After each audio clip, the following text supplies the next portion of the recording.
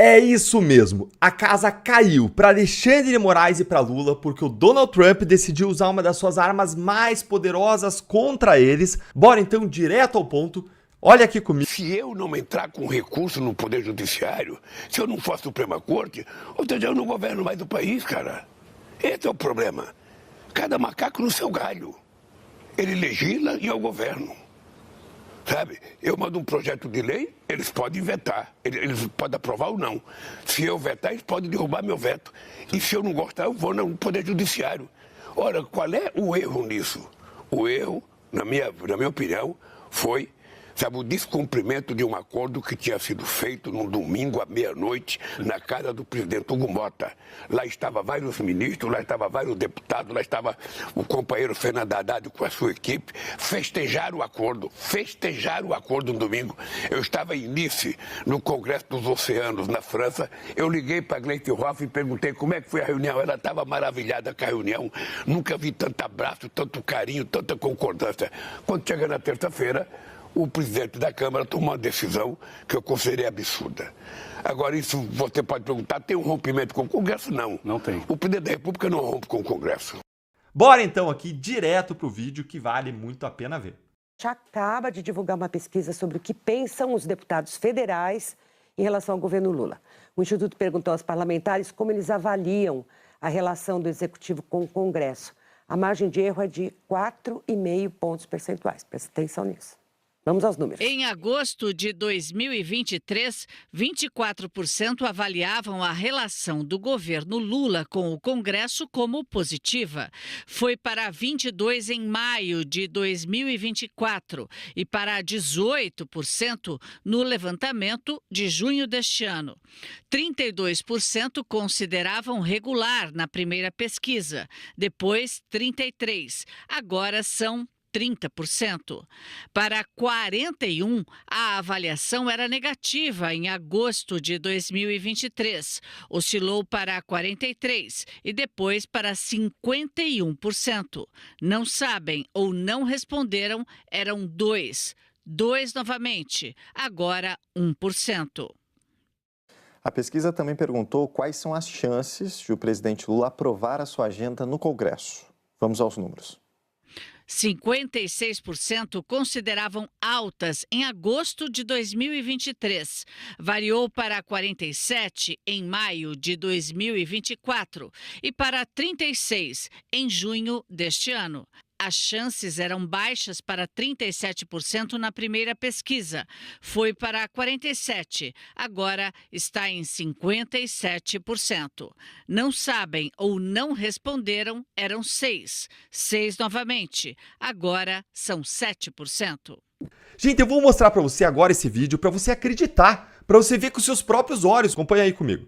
Pesquisa da Quest, que saiu sobre o que o Congresso acha dos congressistas, é muito clara. Sim. É um ambiente horroroso.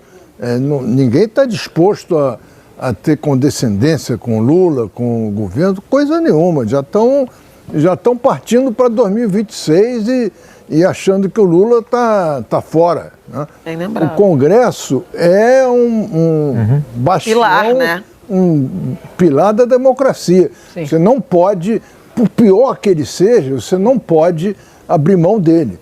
Então, continua a institucionalidade reinando e você vai dando... contornando. Se o Lula não tiver a habilidade para impedir que esse clima degringole, ele corre o risco de começar a ser objetivo, alvo de grupos mais radicais do Congresso. É uma coisa que já aconteceu. Sim. Então também tem que evitar que de alguma maneira que esse ambiente se descontrole de vez. O que o governo fez? No meu entender, politicamente, o governo tomou a pior decisão até hoje, quando se trata de relação com Câmara e Senado. Por quê? Porque, número um, havia ali uma conversa que o governo não entraria na Suprema Corte para colocar de volta o IOF, descumprido pelo o governo Lula. Número 2, essa atitude do governo, obviamente, Pitoli, ela é combinada com o Alexandre de Moraes. Ninguém aqui é bobo de achar que o Alexandre não deu sinal verde para o governo entrar com essa suspensão do PDL para que volte o IOF. Então, isso é jogada ensaiada. Quando a gente tem essa jogada ensaiada de exclusão da Câmara e do Senado, do Congresso, onde realmente o povo se faz presente através de seus representantes, o que o governo está dizendo? Olha, a gente não precisa mais de você. Só que quando o governo diz isso, ele esquece que ele precisa e precisa sim. Vou dar um exemplo aqui. Ontem eu ouvi do meu líder, o Gambale, líder do Podemos, que ouviu da boca do Hugo Mota que se o governo entrasse na Suprema Corte, Nicolas Ferreira poderia ser o relator da CPMI. Tu mesmo falava agora sobre a questão do irmão do Lula. É sabido por todos, e eu já venho falando isso há pelo menos 2 meses, que União Brasil e o PP vão deixar o governo no primeiro escalão, vão entregar ministérios até dezembro. Então eles devem também fazer uma indicação de oposicionistas na CPMI. O cenário que a gente tem, tratando de investigação para o governo, é péssima com essa atitude. E para o Supremo, que o único que quis comprar, pelo que a gente viu, essa bandeira foi o Alexandre de Moraes, também não é boa. Existem 2 projetos, pelo menos, ali na casa já prontos para serem votados, que podem colocar em votação que vai ser aprovado com ampla maioria, que é o fim do foro privilegiado, que tira dos ministros do Supremo a prerrogativa de julgar parlamentares e assim achincalhá-los, que é o que a gente tem visto no Brasil. E número 2, aquele projeto que foi aprovado no Senado, vocês devem lembrar, que restringe as decisões monocráticas da Suprema Corte. Ou seja, como é o caso agora do Alexandre de Moraes, em um canetaço, poder passar por cima de todo o Congresso Nacional, como já aconteceu, por exemplo, na lei das estatais, quando o Lewandowski disse que ela não valia, e aí o governo encheu de companheiro nas estatais. Então, isso vai ser proibido. Só o Pleno vai poder decidir suspender algo que o Congresso decide. Então, isso também é tirar poder do Supremo Tribunal Federal. Então, para quem acha que não haverá reação, olha, eu acho que haverá reação sim. E nós, como oposição, para concluir, Pitoli, se o público me entende, que bom que eles brigaram.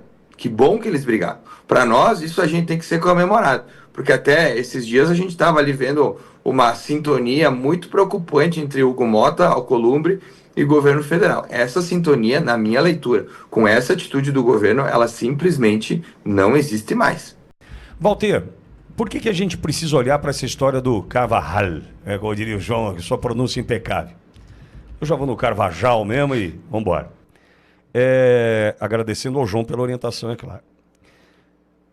Walter, nós temos nesse cidadão provavelmente o grande mentor, o articulador, ou o pivô da distribuição do recurso do narcotráfico na Venezuela e que, veja, provavelmente, temos que eles gostam de usar, né, supostamente, deve ter alimentado campanhas eleitorais na América Central, Caribe e América do Sul. E isso poderia impactar diretamente a vida daqueles que compõem organizações como o Foro de São Paulo, FARC, dentre outros. Por quê, Walter? Porque esse dinheiro escorreu para pintar aquela América do Sul, em especial, de vermelho. E a gente sabe disso. E Carvajal vira, né, uma grande caixa preta desse assunto, porque ele sabe quem e quanto recebeu para campanhas eleitorais. Ou seja, dinheiro do narcotráfico alimentando campanhas eleitorais na América do Sul. Será que passou por aqui?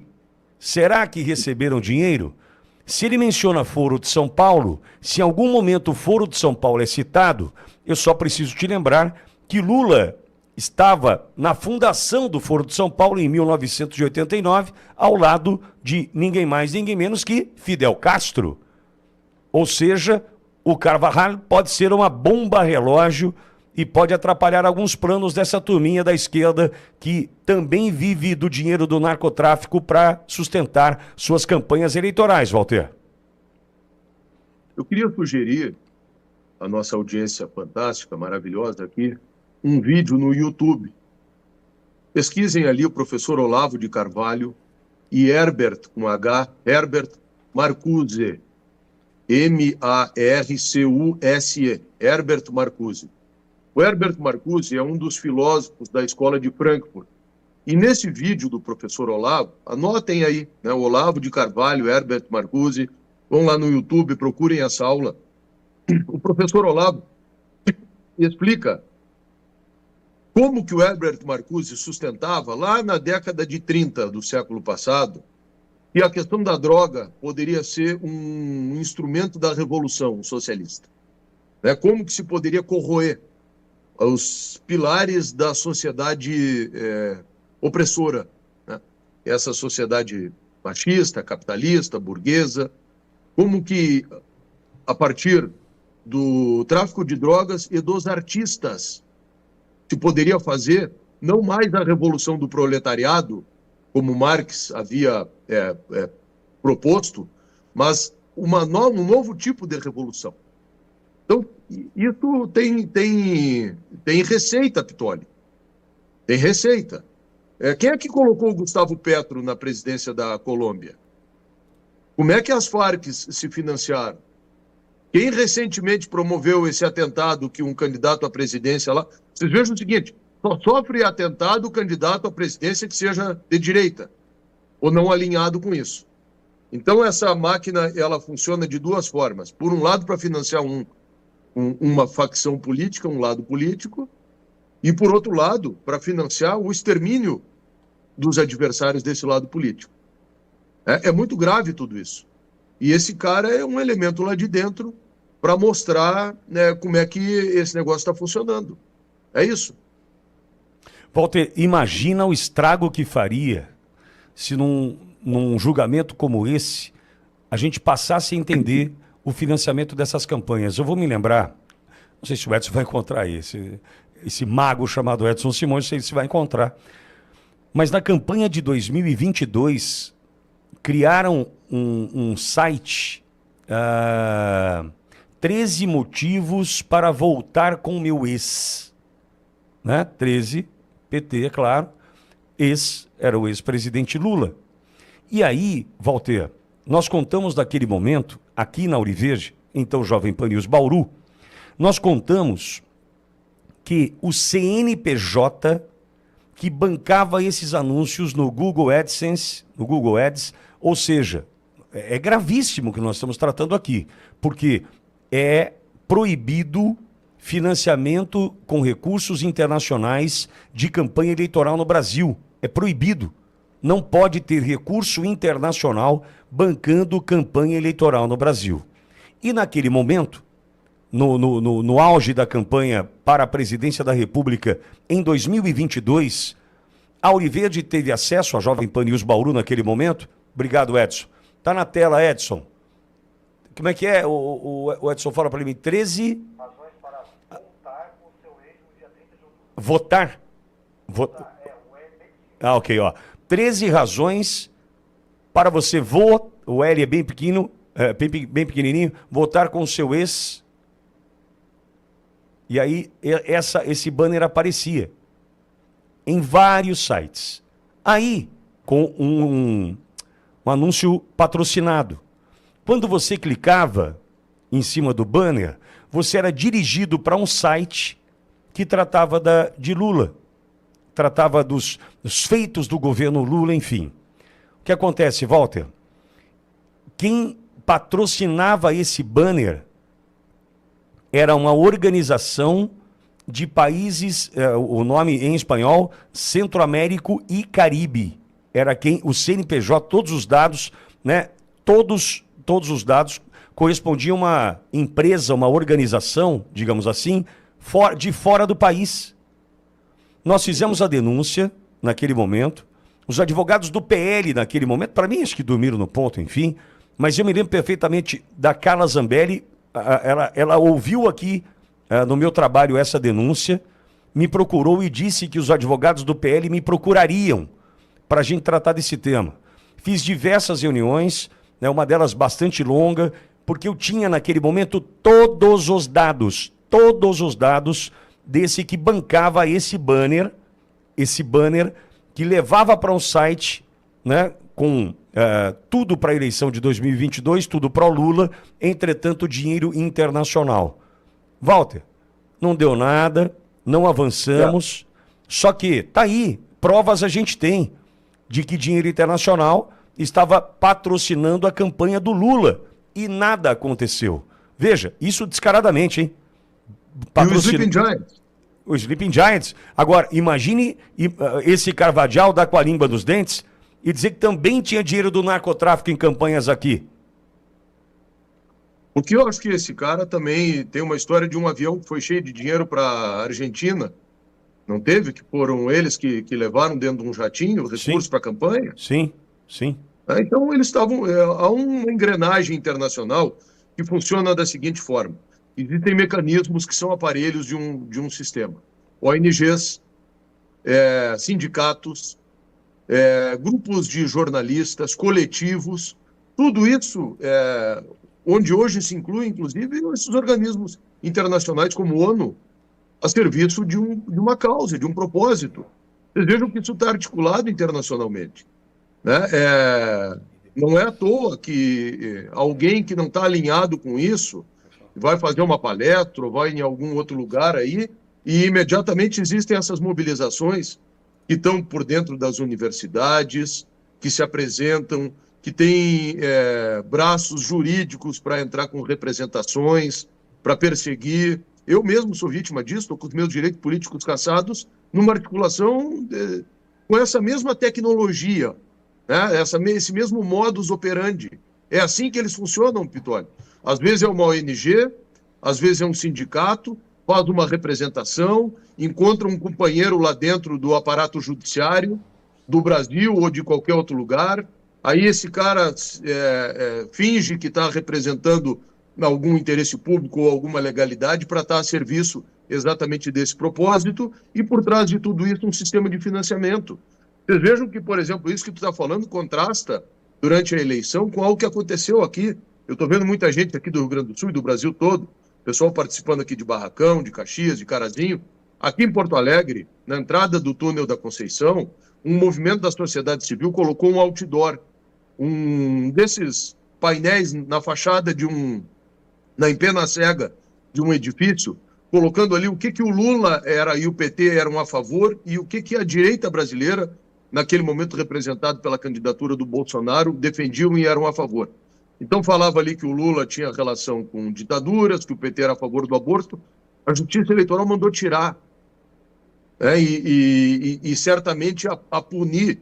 Então nós temos visto isso, uma assimetria e a utilização dos instrumentos do Estado para perseguição política. É isso que gera insatisfação, é isso que gera tensão social, é isso que tem feito com que a justiça, que deveria ser equidistante e imparcial, tenha se transformado, infelizmente, a partir do momento que foi tomada, num aparelho gerador de instabilidade e tensão, e que não poderia ser. E a única forma da gente voltar a ter paz no nosso país, para além da anistia, que é absolutamente necessária, é que a justiça seja desaparelhada.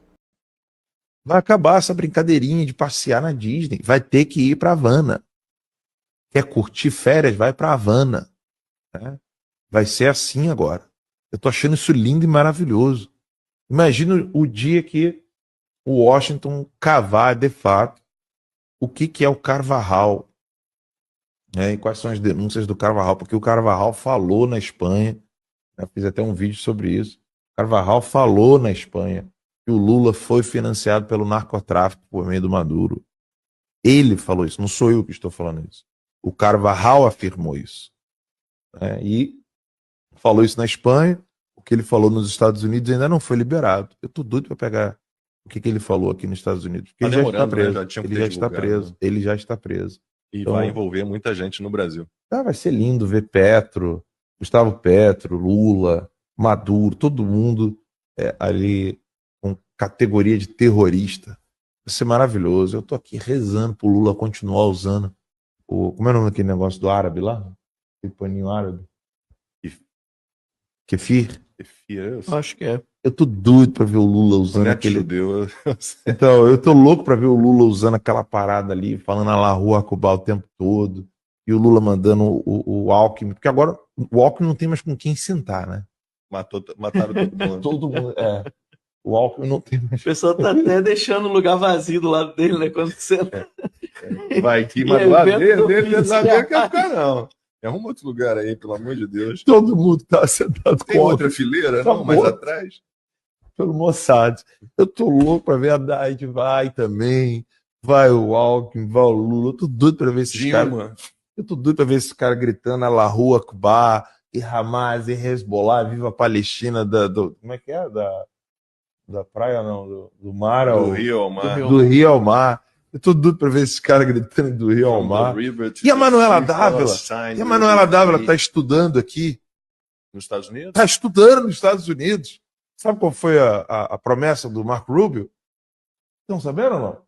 A promessa do Marco Rubio é tirar o visto dessa galera. Apoiou Hamas, tá fora. Sim. Que fio. Que fio. Isso. E Lençozinho. o Trump avisou: estudantes estrangeiros com visto de estudante que apoiaram o Hamas Vão ter o visto cancelado. vão ter o visto cancelado.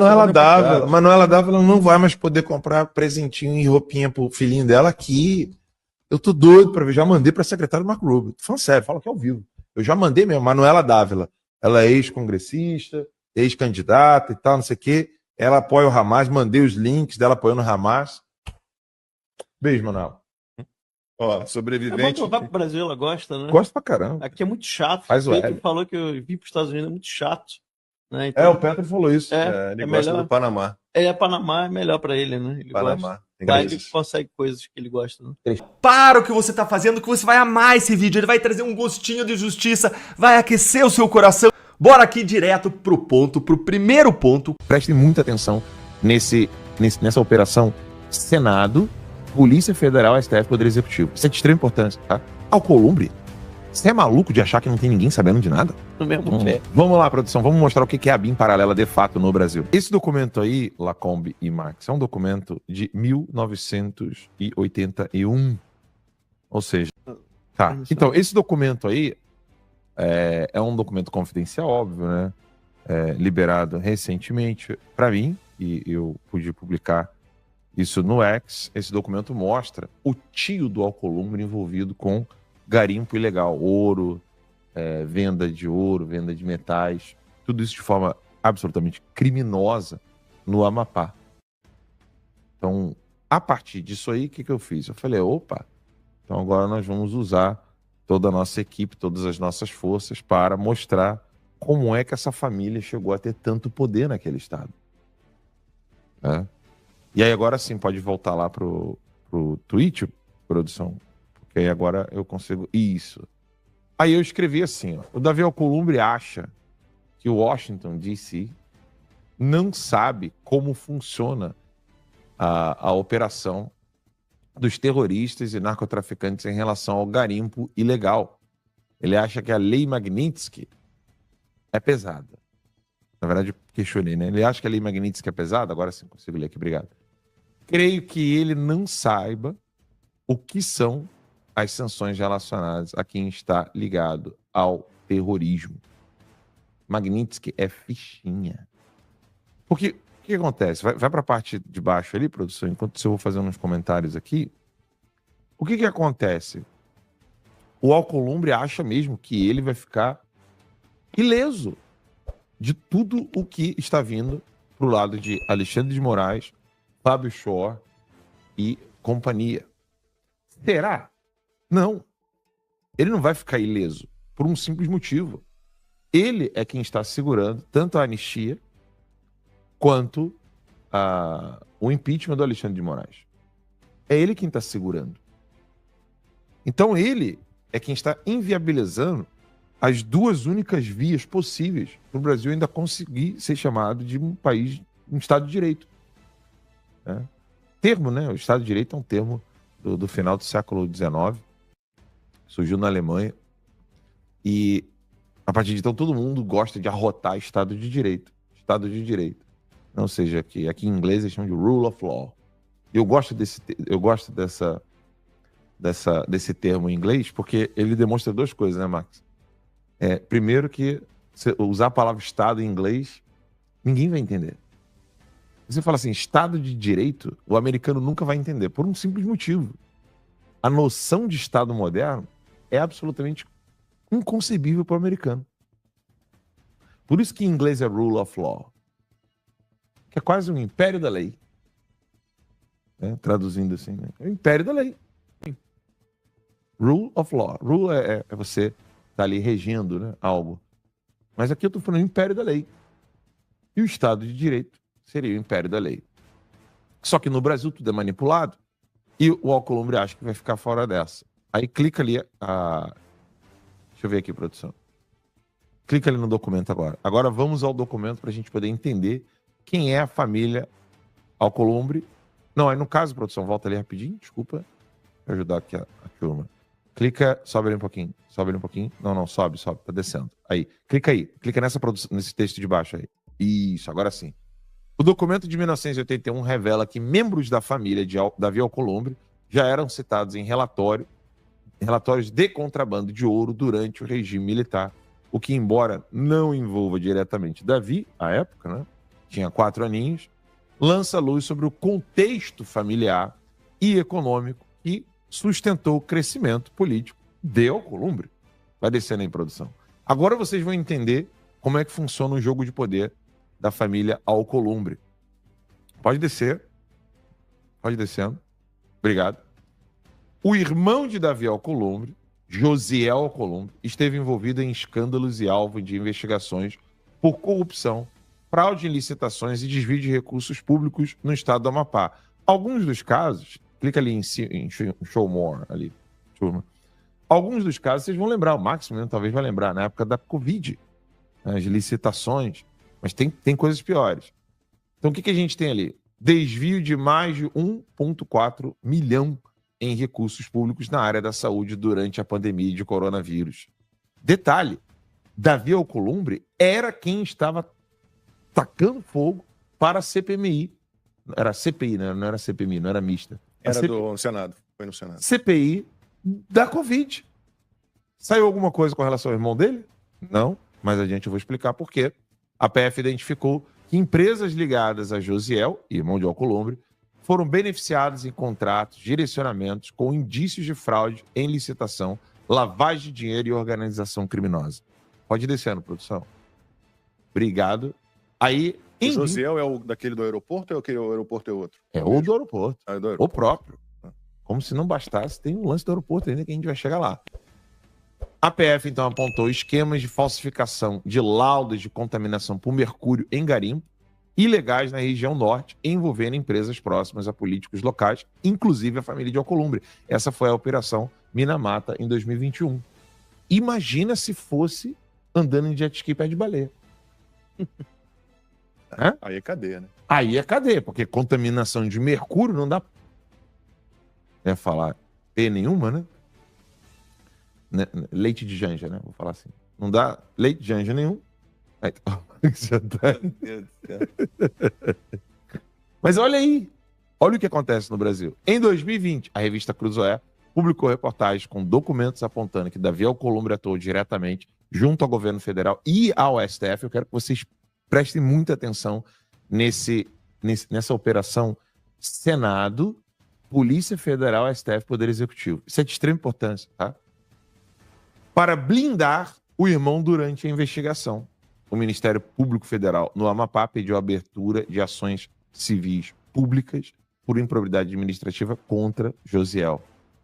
Há bloqueios de bens já autorizados pela Justiça relacionados aos esquemas. Prestem muita atenção nessa coisa de ficar blindando, né, e criando alvos, porque eu vou mostrar para vocês como é que funciona essa operação e o que de fato vem a ser a ABIN paralela no Brasil. Próximo, por favor, produção. Agora é que o pau tora. Olha isso aqui. Narcotráfico e garimpo ilegal. Investigações a partir de 2018 e 2020. Quem que foi eleito no final de 2018? Bolsonaro. Obrigado. Demonstraram que rotas de narcotráfico na região norte, especialmente entre Amapá, Guiana Francesa e Venezuela, utilizavam pistas clandestinas e pequenos aeroportos privados. Vamos lá. O que o Trump... A gente já volta aqui já, tá, produção? Não sai dessa tela aí, não. Coloca a tela aqui em mim rapidinho. Eu quero fazer uma pergunta para o nosso público. O que o almirante... Era almirante? Da Marinha? O Garnier? Não, do Exército Americano, das Forças Armadas Americanas. Almirante. O que o almirante da Marinha foi fazer no norte do Brasil? Alguém lembra? Esse que foi, Visitar a Tríplice Fronteira. esse que foi com proibido Acre. de ir ao Acre. Isso. Como é o nome dele? Era Hosley, né? Acho que Ele assim. foi proibido de ir ao Acre, lembra? Foi a Tríplice Fronteira do Acre. Pois bem, Alcolumbre, você é maluco de achar que não tem ninguém sabendo de nada? O Marcos tá quase morrendo de rir ali. Ele acha que ninguém sabe de porra nenhuma, Marcos. Ele acha que os Estados Unidos é que nem o Brasil, né? Alvin Hosley. Alvin Halsey. Alvin Halsey. Alvin Halsey, almirante 4 estrelas da Marinha dos Estados Unidos, atualmente comandante do Comando Sul dos Estados Unidos, SOUTHCOM, desde novembro de 2024. E ele queria visitar onde? Alvin Halsey. Tríplice Fronteira ali no Acre. No Acre. Do lado de cá, né? Uhum. E aí, olha só, isso aqui. Lá, falando que do lado oeste do Brasil, no noroeste do Brasil. E agora, o lado de cá, olha isso aqui. Bota a tela inteira esse tweet aí, produção. Porque isso aqui é de extrema importância. Então, na época ali de Bolsonaro, a PF tava assim, ó. Meu irmão, vamos pegar todos os narcotraficantes que estão ali, ó. Venezuela, Amapá, terra do Alcolumbre, né? E Guiana Francesa.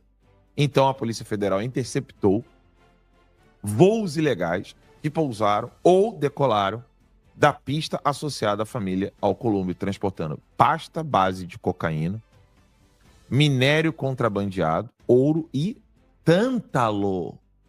É fácil de encontrar tântalo, Max? Não. Dinheiro em espécie sem declaração. Pode descer, produção. E o dossiê completo, com detalhes sobre a família Alcolumbre, estará em breve na revista Timeline. E agora, para não segurar muito o microfone da vez para a gente poder bater um papo, eu quero mostrar para vocês como é que funciona esse organismo de você ter a Polícia Federal, que é a parte do DIP, né, que é, salvo engano, é o Departamento de Inteligência da Polícia Federal, o DIP, o Departamento de Inteligência, que tá na mão, sabe de quem? Fábio Shore. É outro que... Vocês lembram, né, que o Fábio Shore veio em Orlando pra Disney, né? Dá um rolê. Não faz muito tempo, né? Não faz, não. Você lembra disso, Max? Lembro. Fábio Shore? Volta, Fábio Shore. Venha pra Orlando. Eu quero ver você visitando o Mickey mais uma vez. Só mais uma vez. Tem uma música que é só mais uma vez? Só mais uma vez, né? Comigo. Rapaz, eu não me arrisco a cantar nada, É isso hein? mesmo. De quem é essa música? Amanhã, talvez. Outra, qual que é essa daí? Só mais uma vez? Como é que é? Amanhã, talvez. Beleza. Mas o Fábio Shore, só mais uma vez. Disney. Mickey Mouse. Minnie. Não vai Pato sair Donald. nem do aeroporto. Não demais. Mano. Deixa o cara vir. Chegar na Deixa imigração. o cara vir. Não. Vai ter que voltar no mesmo pé. Vamos lá, produção. Vamos mostrar o que é a BIM paralela de fato no Brasil. Joana, meu Deus, se encavou. Colocou aí, produção? Era O númerozinho 2 música aí? pocenta, Joana. Vamos lá. Então agora vamos entender, de fato, o que é a BIM paralela no Brasil. A República dos Dossiês, tá? Enquanto o país assiste inerte a escândalos que surgem e desaparecem como marés, nos bastidores do poder corre um fluxo contínuo de informações enterradas. Dossiês, relatórios, interceptações, delações, provas, dormindo em gavetas ou esperando a hora certa para despertar. A capital da República transformou o acervo de malfeitos em moeda de troca. O que é isso? É o compromato. Eu me lembro do professor Olavo dizer que o Dirceu ele andava em Brasília, ou anda ainda, com um bloquinho de papel com todos os podres de todos os políticos. E aí, toda vez que ele ia para um encontro com o cara, ele chegava, antes de dar oi, antes de dar bom dia, antes de qualquer coisa, ele virava e falava assim, você estava no hotel tal, com a pessoa tal, no lugar tal, ou você tem a empresa tal, ou... Ele já chegava, tudo bom? Bom dia. Meu nome é José Disseu. Isso é gente finíssima. Não, e agente secreto do partido do exército cubano, que tá aí, ó, livre, leve e solto no Brasil. Agente, ele é, se eu não me engano, ele é coronel? Não sei. Mas ele é... Eu sei que ele foi treinado pela guerrilha cubana, Não, mas ele é formalmente... Augusto Nunes disse que ele não sabe pegar na arma. É mesmo? Diz o Augusto. Ah, provavelmente não. Não é exagero afirmar que o governo Lula possui centenas de dossiês armazenados em cofres institucionais e bases de dados sigilosos. São usados como ferramentas de pressão para garantir que interlocutores, no caso deputados, senadores, ministros, boca de veludo, procuradores, cooperem com os planos de execução do executivo, ou, no mínimo, não atrapalhem. A ameaça é sempre a mesma: colaborar ou ver o seu nome explodir no noticiário, não é? O Mota. Diga aí, Mota. Com investigações reativadas ou escândalos ressuscitados. Pode descer aí, turminha, quer eu descer? Isso tudo vai estar no dossiê, tá? Não vou ficar aqui lendo textos e mais textos. Eu quero mostrar como funcionava a parte da ABIN paralela. Pode descer? Pode descer? Essa arapongagem aí, né? Agora vocês vão entender como é que a anistia não passa, por que impeachment não passa. Pode descer, produção? Pode ir descendo aí. Eu não vou ler todo o texto. Em breve, nem Wi-Fi passa. Eu acho que, na verdade, já tá descendo e eu não tô vendo aqui o retorno. Não, aqui tá travado pra mim. Tá não? Então desce aí, produção. Pode descer. Pode descer. Aí, para na flight level ali rapidinho, desculpa, turma.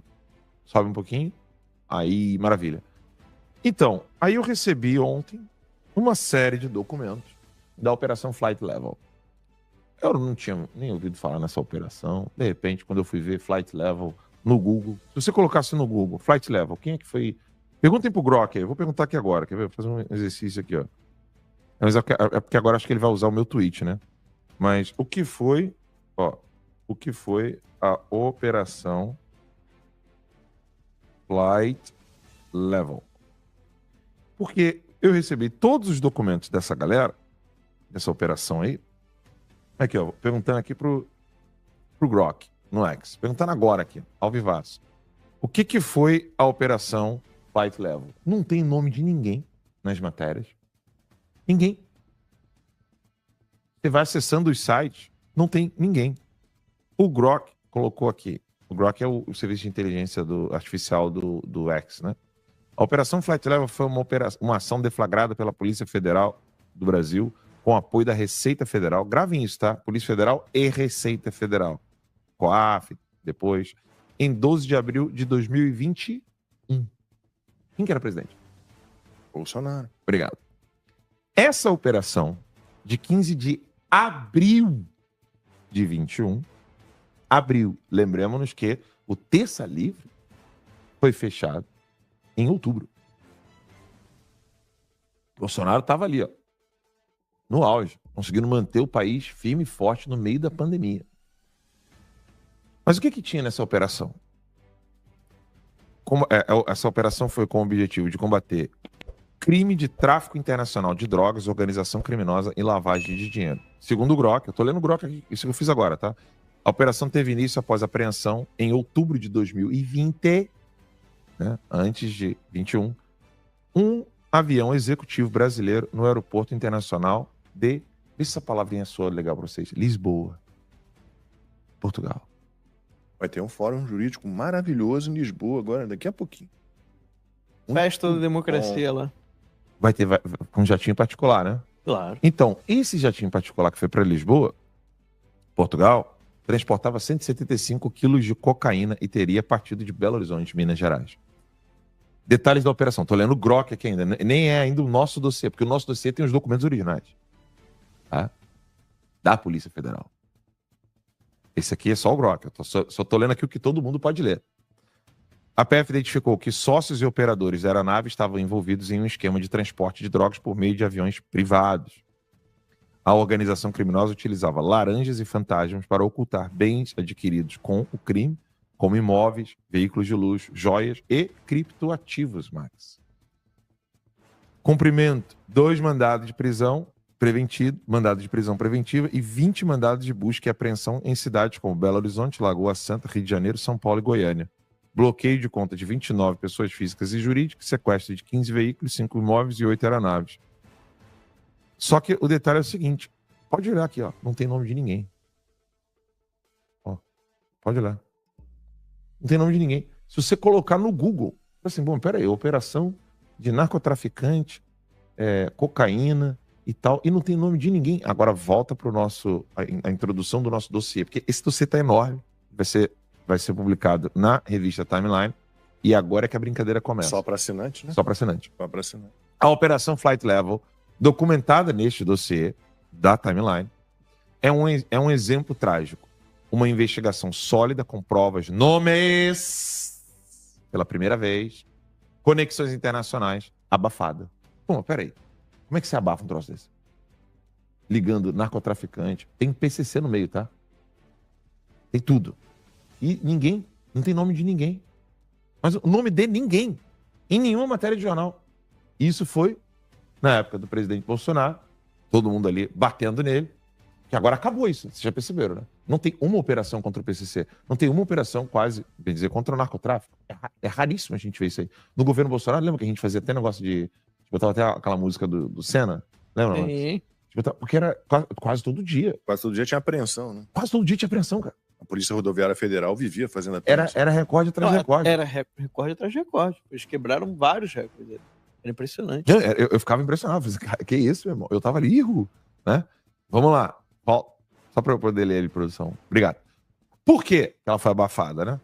Porque esbarra em figuras com foro privilegiado, né? Em nomes que não podem cair. Mas pode ser desengavetada a qualquer hora se alguém contrariar os interesses certos. Vamos ver. Esse é o real poder em Brasília.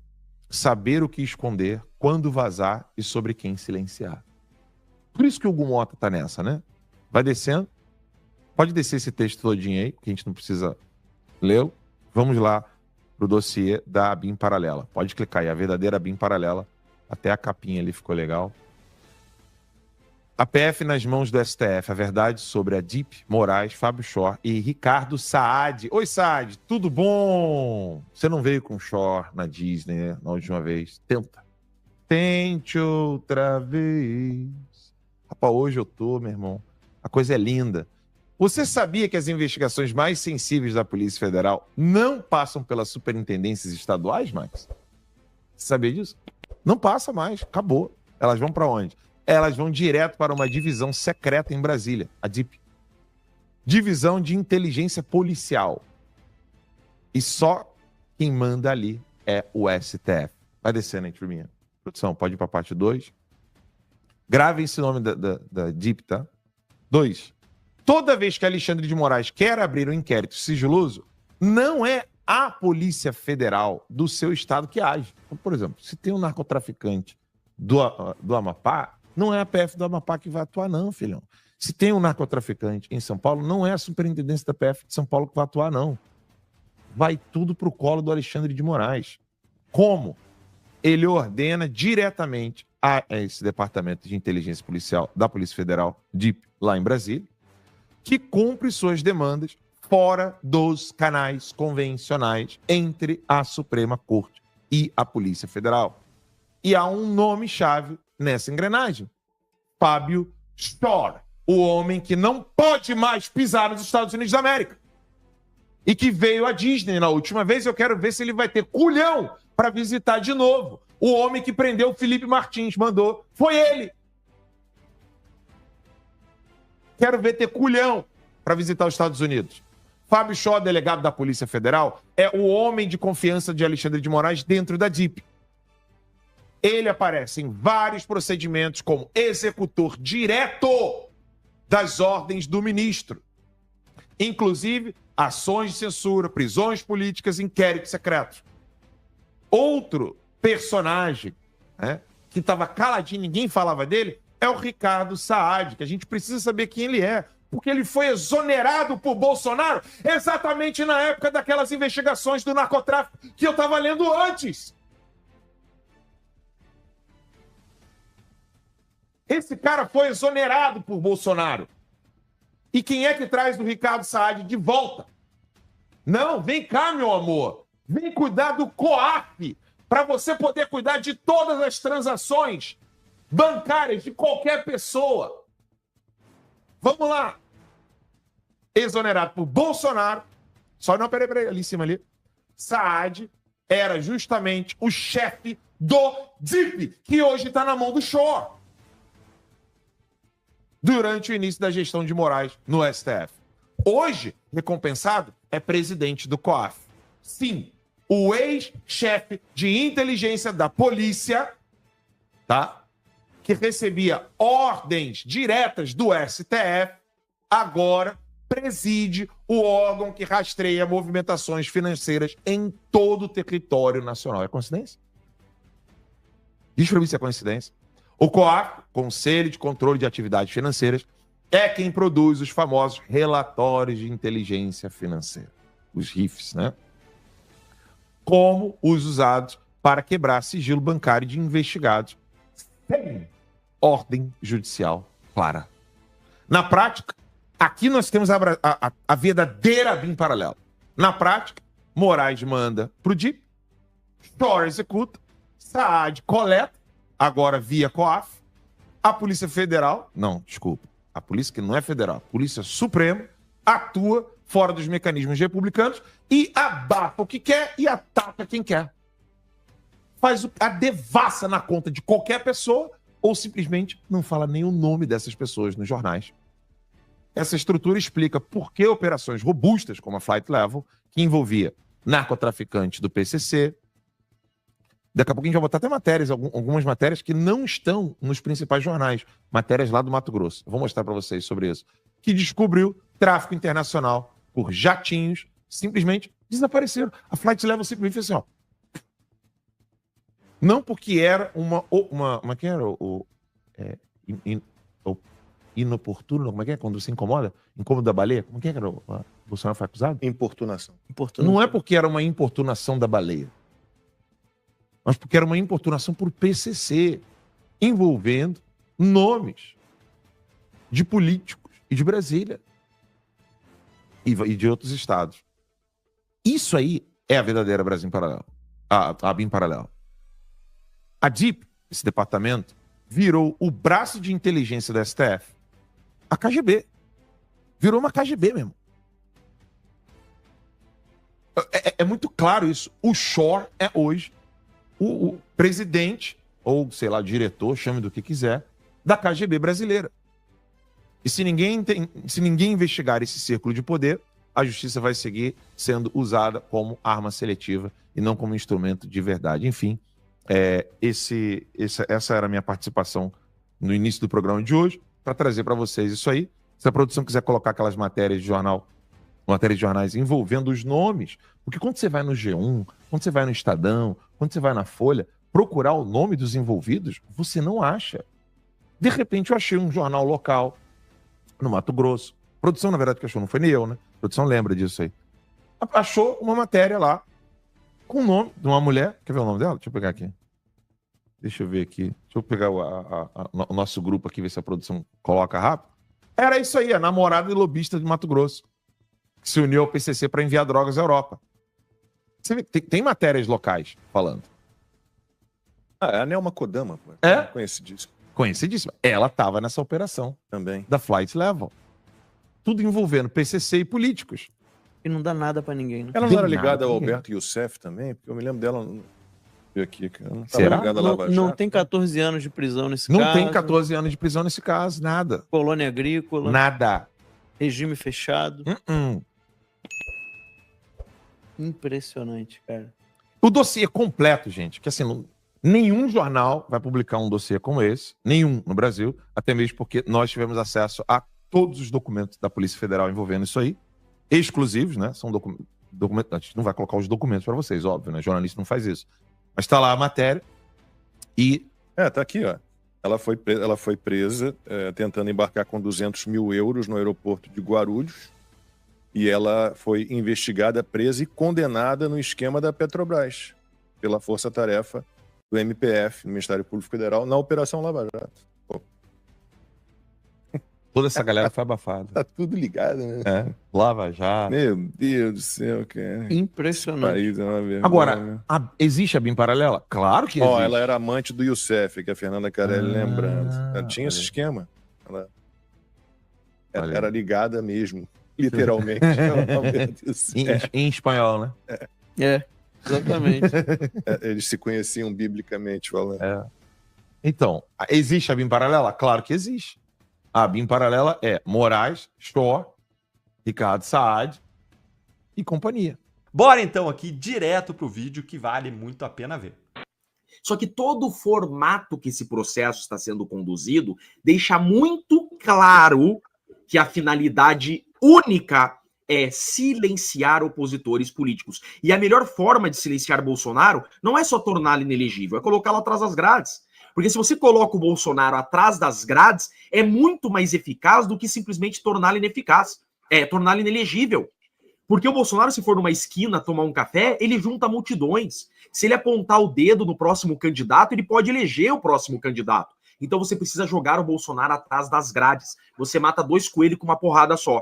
Você dá uma aparência de legitimidade, criando um processo fictício com direito de defesa, e você coloca o Bolsonaro atrás das grades, silenciando-o por definitivo. E aí o que a Ju disse é perfeito, é exatamente isso. Por que eles querem censurar as redes? As pessoas devem se perguntar, qual o sentido deles censurar as redes? Censurar as redes é porque daí eles têm o controle da informação. Então, se eles prendem Bolsonaro, o povo não tem como gritar. Porque o único local de fala hoje da população é através da rede social livre. Então, prender Bolsonaro é silenciar a direita por inteiro, torna Bolsonaro inelegível para sempre, e você tira o único canal que os seguidores do Bolsonaro e a direita tem para se comunicar, que é a rede social. Então, veja, isso é um golpe muito bem estruturado e eles estão seguindo a cartilha que eles traçaram desde início de 2023. Veja que não é à toa que eles mudaram a jurisprudência de 2005 para fixar a competência do STF. Veja, se você fizer um retrospecto, eles seguiram exatamente uma cartilha que eles criaram. Ex-mandatário não tinha prerrogativa no STF. Eles vão lá, mudam esse entendimento para o processo começar no STF. Se começasse em primeiro grau, ia demorar muito, Marco. Primeiro grau, segundo grau, terceiro grau, STF. Não, vamos começar direto no STF. A gente tem que terminar esse processo em 2025. Vão lá e mudam o entendimento, dizendo que agora ex-mandatário, STF. Não bastasse, precisamos mandar para a primeira turma. Altera o regimento em 2023 para mandar para a primeira turma. Não bastasse, vamos dividir o processo em 4. O processo do Bolsonaro corre primeiro. Não bastasse, não vamos intimar as testemunhas de defesa. Não bastasse, amanhã o STF vai censurar as redes. Veja só, amanhã é o último dia de rede social livre. Amanhã o STF bate o martelo. O jogo foi jogado e a estratégia deles está sendo alcançada. Essa ditadura não vai terminar no Bolsonaro e no bolsonarismo, porque essa tirania não pararia na direita e nos Bolsonaro. Nós dissemos aqui, comunidade jurídica, em todas as ditaduras co-irmãs, a ditadura chegou à classe dos advogados, chegou à magistratura. Isso é normal. A história não nos deixa mentir. Marco, nós avisamos, a ditadura chegou. A classe jurídica, que imaginava que não seriam afetados. Não há amigos na ditadura. Não há. São todos inimigos. Quem enfrentar o sistema terá a cabeça cortada. Você tem um advogado que teve um inquérito instaurado por advogar. O cara pediu a nulidade da delação, teve um inquérito instaurado. Você tem um juiz com um advogado do lado pedindo desculpa por ter agido corretamente. Vamos entender juridicamente agora toda essa situação. Processos do STF nós chamamos de processos originários, esse é o termo técnico. Processo que começa no Tribunal Superior, processo originário. Tá? O que acontece? O STF processa e julga. Só que a execução da pena, que é pela Lei de Execuções Penais, ela se dá no primeiro grau, na vara de execução penal da localidade que o apenado está cumprindo pena.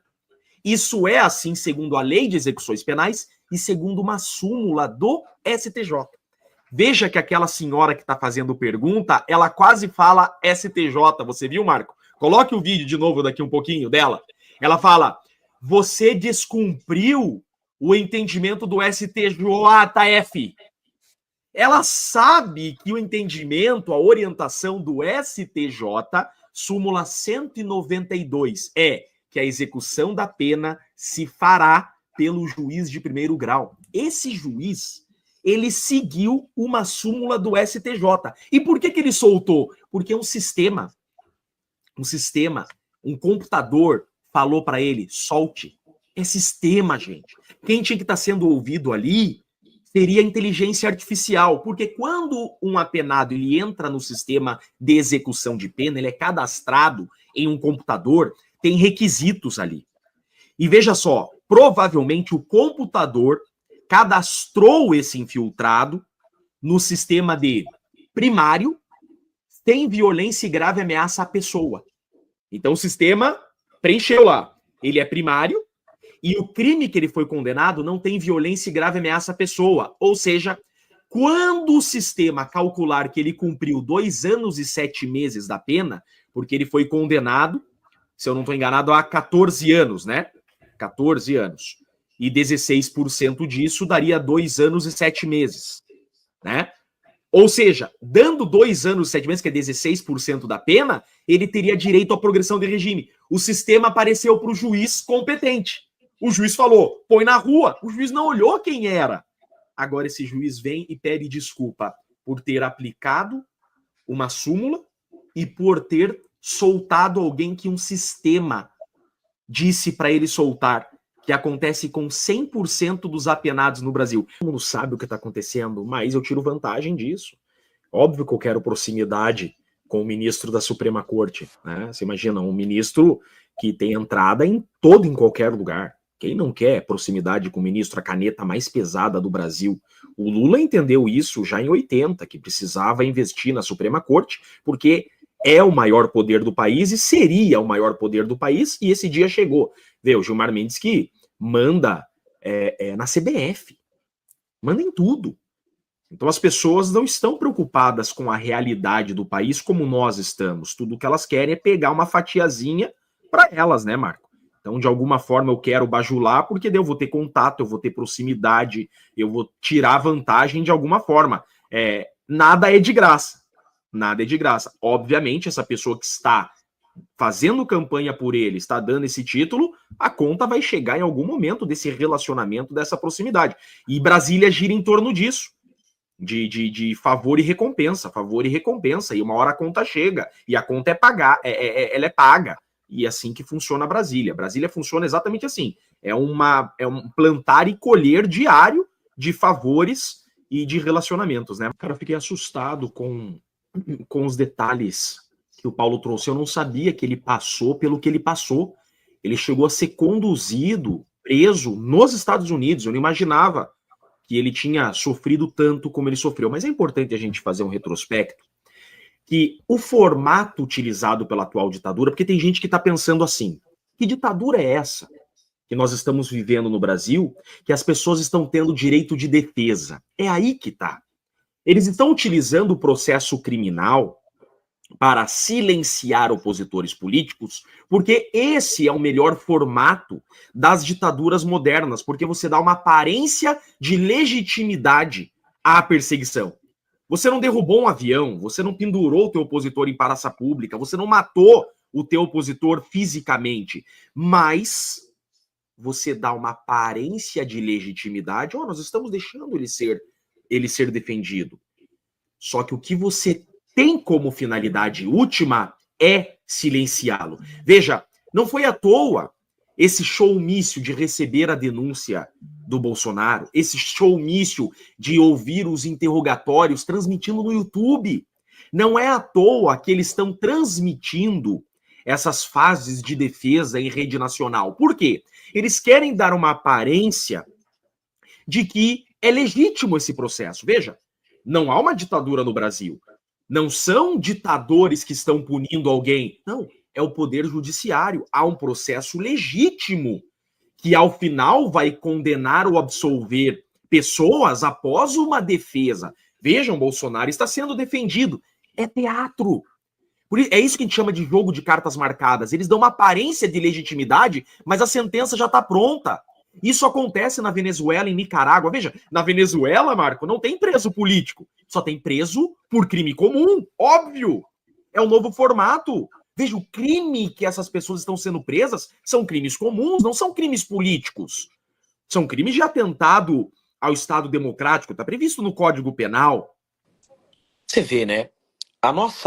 O nosso meio, a comunidade jurídica, culturalmente é muito de esquerda. Então, diferente da Lava Jato, esse momento que nós estamos vivendo, a comunidade jurídica virou as costas para as arbitrariedades. É como se o inimigo fosse comum. Lembro que na época da Lava Jato, a comunidade jurídica extremamente unida, extremamente. Palestras, seminários, livros, só se falava daquilo. Todo mundo, uma corrente contra a Lava Jato, que era um tribunal de exceção, era um tribunal das maiores ilegalidades já vistas na história do Brasil. Hoje você tem um processo que é infinitamente mais ilegal, é infinitamente mais arbitrário, é incomparável o Lava Jato com a trama golpista. Incomparável, não tem nenhuma semelhança. A trama golpista não é um processo. É absurdo. E a comunidade jurídica, silente, calada, inexistente. Por quê? Porque a cultura da comunidade jurídica é ser de esquerda. E eles têm, a maioria, né? Eu não e conheço muitos que não, mas 90% tem no Bolsonaro, no bolsonarismo, na direita, o inimigo. Então eles estão aplaudindo, ou melhor, estavam aplaudindo, achando o máximo essa perseguição. É como na época de caçar as bruxas, né? A exceção é necessária. São medidas excepcionais necessárias a salvar a salvar a democracia. Argumentos comuns de ditadura, argumentos comuns de ditadores. Não existe exceção à regra, por isso o nome é Estado de Direito. Ser um Estado de Direito significa não admitir exceção. Não tem exceção à regra, não há justificativa você excepcionalizar uma lei. Então a comunidade jurídica foi dando corda para tudo isso, foi aplaudindo, e eu alertava, vereador. Eu alertava. Eu falava, esse vento vai virar, vai chegar também na comunidade jurídica. Batata, chegou. Advogado com inquérito por ter pedido nulidade da delação. Juiz com advogado do lado sendo interrogado por delegado de polícia. Você imagina o que aconteceu. E aí, então, agora acordaram. Opa! Agora chegou nos advogados, agora chegou no juiz.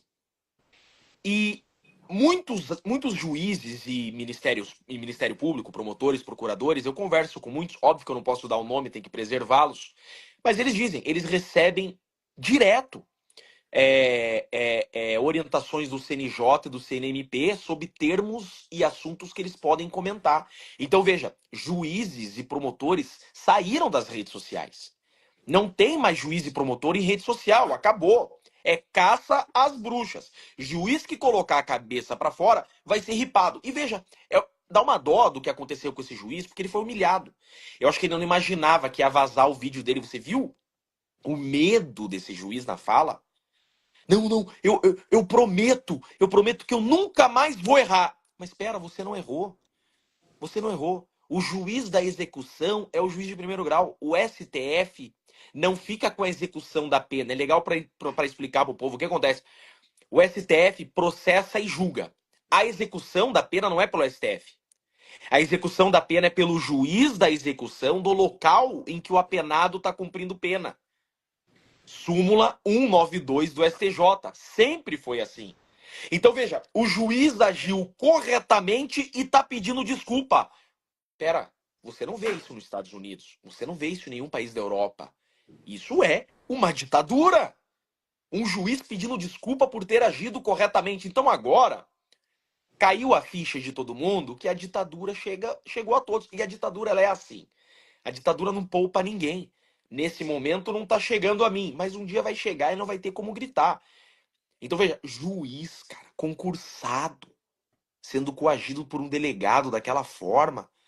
E há ainda quem defenda esse Estado totalitário que nós estamos vivendo. É uma pena tudo isso, mas não há outra palavra a dar. Não é clichê, não é papinho, não. O Brasil é uma ditadura da toga. É importante olharmos para a história, o motivo pelo qual nós temos a tripartição de poderes. O que acontece? Quando nós criamos o Estado, esse Estado passou a se voltar contra o povo que o criou. Aí vem o chamado Leviatã. Leviatã foi o Estado que se volta contra o povo e começa a aprisionar o povo, sufocar o povo. Montesquieu, então, tem a ideia genial de criar a tripartição de poderes com a ideia de freios e contrapesos. A tripartição de poderes, ela teve a finalidade de retomar o poder do povo, limitando o poder do Estado, pré-definindo muito bem as funções do Estado. Então, dividiu o Estado em legislativo, executivo e judiciário. O legislativo é o povo, dividido em duas casas, e já explico o motivo de ter duas casas. É o povo no legislativo. O executivo cuida do erário, cuida da grana, então o administrador é o síndico do prédio. Isso é o executivo, é o síndico do prédio. E o judiciário é aquele que vai executar as leis criadas pelo povo. Então, esse é um formato que o poder está nas mãos do povo. E como que isso é assegurado? É assegurado na existência do Senado. Porque o Senado faz o papel constitucional de fiscalizar os outros poderes e poder tracionar a corda quando os outros poderes deixam de ser independentes e harmônicos. Por exemplo, quando um poder invade o outro, o nome disso é crime de responsabilidade. A Constituição assegura ao Senado, que é o povo, o poder de colocar o presidente, os ministros do STF no seu devido lugar. Então é o Senado que tem que chegar e falar, isso é crime de responsabilidade, nós vamos instaurar impeachment. Então veja, esse formato é para deixar o poder sempre último na mão do povo. O formato que nós temos hoje é o poder último nas mãos do STF. O STF é o último a falar e não há como questionar. Veja, se anistiarem o Bolsonaro, nós vamos declarar inconstitucional. Pera, quem anistia é o povo. O STF tornar a decisão do povo inconstitucional é crime de responsabilidade, porque o STF estará usurpando o poder daquele que detém em um Estado de Direito. Por isso que o Senado pode, então, instaurar processo de impeachment. Então, o que nós vivemos hoje, agora respondendo a sua pergunta, é um estado de exceção, onde não se aplica mais a lei criada pelo poder do povo. O povo é que detém o poder. Veja, Constituição Federal começa com o poder, quem detém o poder é o povo. O povo é o detentor do poder. Então não tem outra leitura a se fazer, não cabe margem para interpretação. Quem criou o Estado foi o povo, e o último a decidir quem deve continuar sendo presidente e ministro é o povo através do Senado. Não há margem para o Estado ser maior que o povo. E o que eles estão fazendo hoje é usurpando a finalidade de ser do próprio Estado. Ou seja, o Estado voltou a ser o Leviatã. Aquela ideia inicial de dividir o Estado em três poderes do Montesquieu já está ultrapassada. Precisamos de uma nova reformulação, porque o Estado voltou a ser o Leviatã que era antes dessa tripartição de poderes. O Senado é o antídoto. Quando o Estado se levanta contra o povo, sendo um veneno contra a democracia, o antídoto é o Senado. O problema é que o nosso Senado está corrompido. Pois é, mas aí... Você vê que coisa. Não, desculpa te cortar bem rapidinho. Você vê que coisa. Qual o problema de um Senado corrompido? O Senado é que tem que tracionar essa corda e fiscalizar o STF. Porém, a Constituição diz que o STF julga o Senado por crime comum. Então tem senador que praticou crime comum e está nas mãos do STF. Então o Senado não vai poder exercer sua função, porque senão o STF dá início ao processo contra o senador. Então perdeu a razão de ser. O STF acaba sendo o maior poder aqui, porque tem um Senado corrupto. E por que eles escolheram um processo criminal? É bem simples. Porque eles escolheram um processo criminal. Você caçar o Bolsonaro e você tornar o Bolsonaro inelegível não é suficiente para tirá-lo da disputa de 2026. Por quê? Porque se ele for numa esquina comprar um café, ele junta mais gente do que a esquerda inteira. Então, o processo criminal é colocá-lo na prisão para silenciá-lo em definitivo. Você tirar o Bolsonaro das urnas não é suficiente. Ele põe o dedo no filho, na Michele, no Tarcísio. Entende? Então você precisa silenciar em definitivo o Bolsonaro, tirar ele das redes sociais. O processo criminal te faz isso. Uma improbidade administrativa não. Só o processo criminal consegue silenciar definitivamente alguém. E condenando criminalmente, eu não sou um Estado ditador. Porque foi o Poder Judiciário, por meio do sistema de justiça, que condenou. Eu dou uma aparência de legitimidade à condenação. Foi o poder que condenou. Teve um devido processo legal. Ele teve advogado, ele se defendeu, ele foi interrogado, o advogado dele apresentou defesa. Então, você já está com a sentença pronta, mas você dá uma maquiada, você dá uma aparência de legitimidade à punição política do seu opositor. E colocando atrás das grades, além de dar essa aparência de legitimidade, você silencia por inteiro e você torna inelegível por muito mais tempo do que uma cassação. A improbidade é cível, como disse aqui o Turba ali, né? Então veja, é cível. Você deixa inelegível por 8 anos, uma condenação criminal a 40 anos fica inelegível pelo tempo da pena, fica inelegível por 40 anos. Então eles adotaram a melhor das estratégias, que é aquilo que está sendo feito já nas ditaduras mais modernas. Você está utilizando o próprio sistema de justiça para perseguir opositores. Porque daí você esvazia o argumento da ditadura. Você deixa o cara ter um advogado, você dá uma aparência mínima ao sistema e pronto, você calou o seu opositor. Isso tem acontecido na Venezuela, como você bem colocou. Então eles selecionaram essa trama golpista para dar essa aparência de legitimidade. Veja que essa foi a finalidade deles mesmo, porque eles mudaram todas as jurisprudências pacíficas de anos para conseguir começar esse caso no STF e na primeira turma. Todos os sinais desse processo deixam claro que a finalidade era terminar em 2025 e tornar o Bolsonaro inelegível das urnas. Eles começam no STF, então eles mudam uma jurisprudência de 2005 para começar no STF. Depois eles mudam o regimento interno em 2023 para mandar para a primeira turma. Depois eles separam em 4 processos para ficar mais rápido, começando com o processo do Bolsonaro por primeiro. Depois eles dizem que não vão intimar as testemunhas das defesas, as defesas têm que levar suas próprias testemunhas. Veja, tudo que eles podiam fazer para tornar esse processo o mais rápido possível, eles já fizeram. A Constituição é a lei maior e ela traz nortes. A Constituição Federal tem essa finalidade. Ela é o seguinte: ela institui ordenamento jurídico. Tudo que está abaixo dela merece respeito a ela. Mas a regulamentação dos dispositivos constitucionais se faz pelas leis infraconstitucionais. Um país não pode ser dirigido pela Constituição. A Constituição ela é o norte. A Constituição dá o norte. E aí vem as edições das leis abaixo da Constituição que vão trazer os fundamentos, vão regulamentar os temas. O que está faltando no Brasil são essas leis infraconstitucionais regulamentando o próprio artigo 53 da Constituição. Então deveria o Congresso, começando pelo Congresso, regulamentar o entendimento do artigo 53. Então, cria-se uma lei infraconstitucional para tratar do artigo 53. Você não pode contrariá-lo, mas você deve interpretá-lo e seguir regramentos, estendendo, inclusive, a normatividade. Essa é a razão de ser da lei infraconstitucional, que segue o raciocínio da Constituição. O regimento interno, por sua vez, é uma norma administrativa que também pode fazer isso.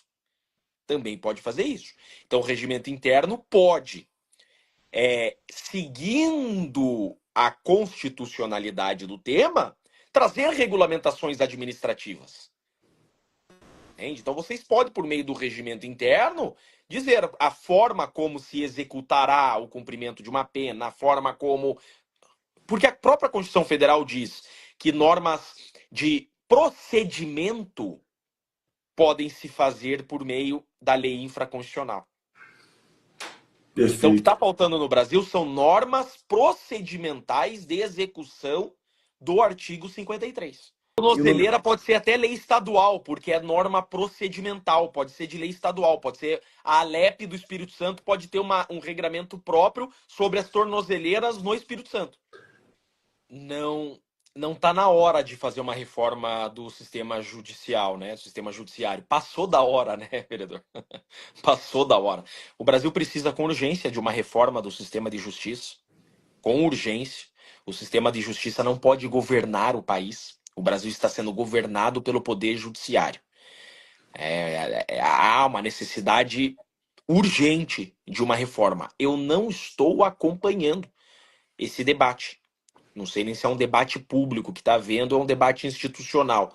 Mas eu não estou acompanhando. Mas eu tenho centenas de ideias que a gente pode ficar horas aqui debatendo do formato que eu penso que seria o melhor nessa reforma do sistema de justiça. Mas um dia a gente marca um debate, quando você for senador da República, você me convida para um café no seu gabinete e a gente elabora um baita de um projeto de lei para uma reforma que seja próxima ao desejado da nossa Constituição.